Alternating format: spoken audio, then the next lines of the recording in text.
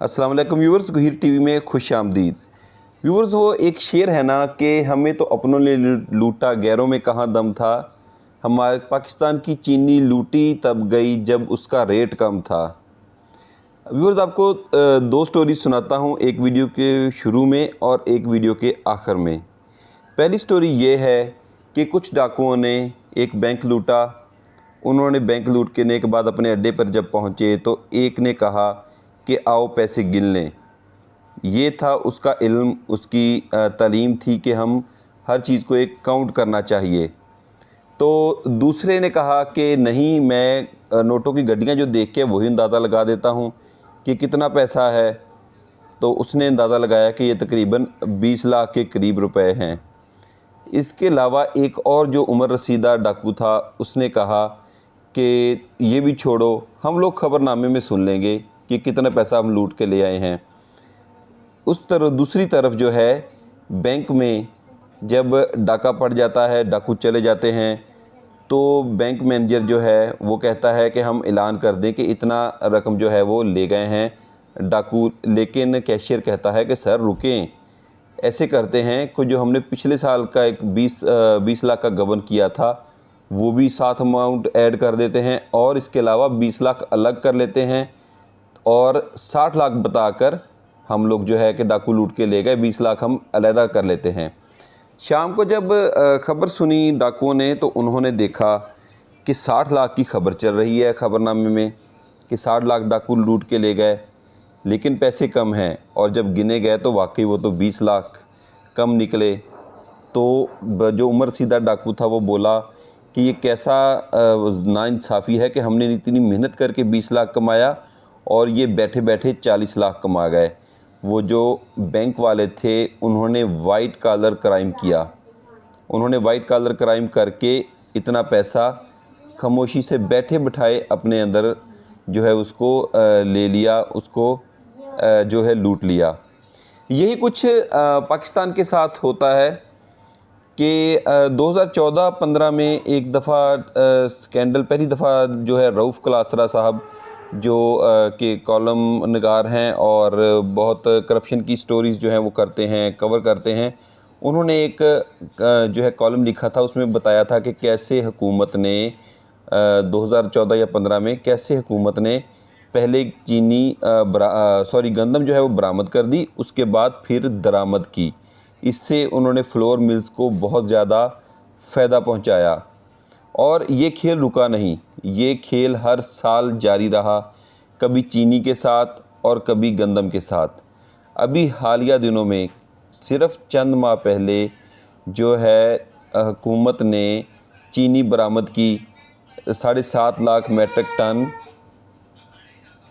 चीनी जो है वो हुकूमत ने बरामद कर दी। उसी वक्त मेरे भाई का एक स्टोर है, सुपर स्टोर, उसको मैंने कहा था कि चीनी स्टोर कर लो, ये बढ़ जाएगी और इसकी कीमत बढ़ जाएगी, और वही हुआ।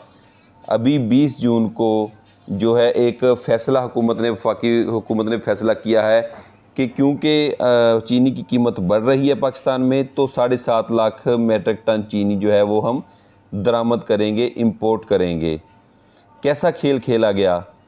चीनी पहले बाहर भेजी गई या कि इनके स्टोर्स में ही पड़ी होगी, क्योंकि आपको पता है कि शुगर मिल्स भी तो इनकी अपनी है, सब तमाम सियासतदानों की, किसी आम बंदे की शुगर मिल नहीं है।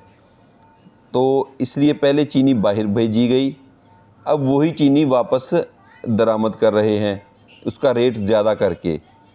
ये है वाइट कॉलर क्राइम। पहले सब्सिडी दी गई उसको बाहर भेजने में चीनी को, अब दरामद करने में उसको सब्सिडी दी जाएगी और बेशक ये चीनी यहीं पर पड़ी होगी, पाकिस्तान में ही पड़ी होगी।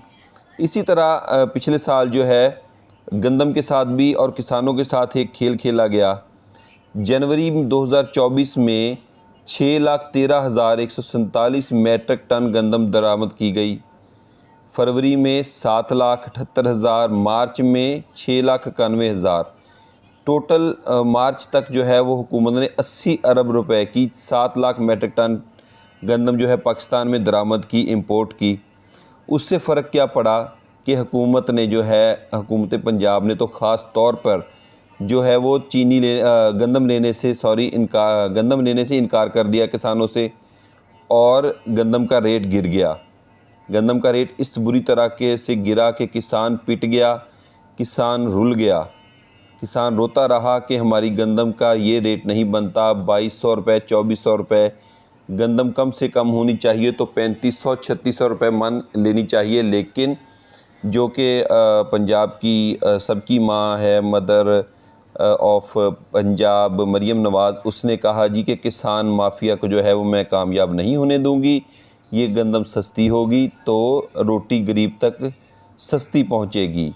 लेकिन और उसके साथ उन्होंने ये भी कहा कि उनकी मशीर ख़ास ने अभी इन्होंने नई मशीर ख़ास बनाई है अपनी, सलमा भट्ट साहिबा, जिन्होंने कहा कि पंजाब में सिर्फ़ 1000-2000 किसान हैं और वो गंदम के साथ और भी दूसरी बहुत सारी मादनियात होती हैं गंदम के साथ जो है वो बेचते हैं, तो इसलिए इनको नुकसान नहीं हो रहा। खैर, ये थी दरामदात की तफसील। ये होता है वाइट कॉलर क्राइम, जो बैठे बैठाए आप अरबों रुपए जो है वो लूट लिए जाते हैं सिर्फ़ दस्तखतों की बिना पर और ऑर्डर्स की बिना पर। अभी चंद दिन पहले ही जो है वो एक लाहौर में ग्रीन सड़क बनाई गई मोटरसाइकिल सवारों के लिए कि इस पर ग्रीन सड़क पर मोटरसाइकिल जाया करेंगे। लेकिन पहली ही बारिश के बाद क्या हालत होती है कि वो सड़क का सारा रंग जो है वो बह जाता है। अब बजाय उस पर कोई एक्शन लेने के, किसी से पूछगछ करने के, उस हिस्से को उखाड़ा जा रहा है ताकि वहाँ पर पाइपलाइन डाली जा सके। और किसी से पूछगछ नहीं हुई कि रंग कितने अरब का हुआ था और वो किधर गया। अब उस सड़क को क्यों उखाड़ा जा रहा है जो कि एक नई बनाई गई थी मोटरसाइकिल सवारों के लिए। तो व्यूअर्स, एक दूसरी स्टोरी मुस्तनसर हुसैन तारड़ साहब की जो है वो शेयर करता हूँ। वो बताते हैं कि जब मैं 10-11 साल का था तो एक रेलवे स्टेशन से एक जो है वीरान जगह क्रॉस करके तो दूसरी तरफ स्कूल जाया करता था। एक दिन क्या देखता हूँ कि वहाँ पर वह बहुत सारे गिद्ध जमा हुए थे जिनकी जो है गर्दनें वो खून से जो है वो अटी हुई थी।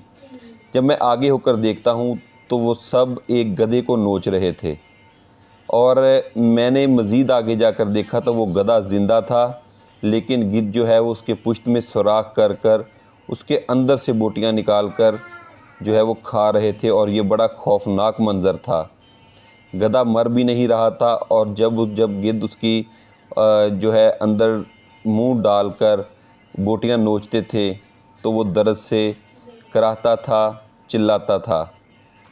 और लेकिन गिद्ध बड़े तहम्मुल मिजाजी से अपनी बारी का इंतज़ार करके वो बोटियां जो है बारी बारी नोच रहे थे। और यही कुछ जो है हमारे लीडरान अशराफिया जो है वो कौम के साथ कर रहे हैं, इस मुल्क के साथ कर रहे हैं।